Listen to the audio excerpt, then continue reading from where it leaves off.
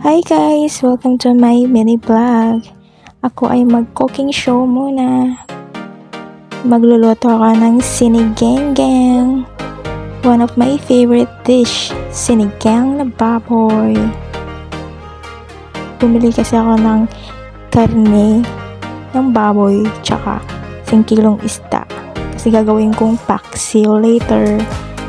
Ito muna uunahin ko kasi matagal-tagal itong lutuin. Papakuluan pa yung baboy. Ito yung mga ingredients ko, mga gulay. Yan. Habang pinapakuluan, mekos-mekos muna insan yan. Tsaka lunod.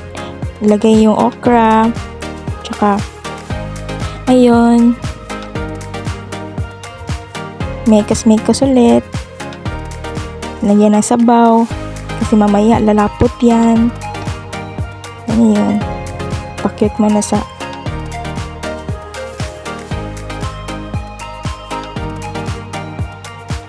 mekos-mekos ulit. Titingnan yung karne kung malambot na. Titimplahan. Titikman. Kung okay na ba yung lasa. Yan, lagay ko na yung sinigang mix sa gabi. Gusto ko talaga yung sinigang mix sa gabi kasi gusto ko yung malapot na sinigang, maasim na malapot, yung ganun. Tsaka yan, nilagay ko na yung kangkong, mekos ulit. Yan, finish na yan.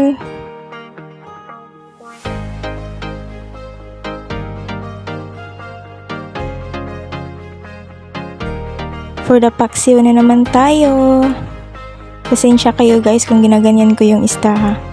Baka mandiri kayo. Ganyan kasi ako pag nagluluto ng paksiw na isda. Pag malalaki, pinipipit ko para manunuot yung lasa sa loob.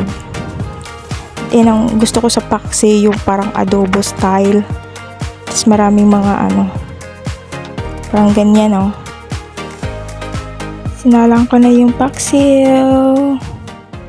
Bye!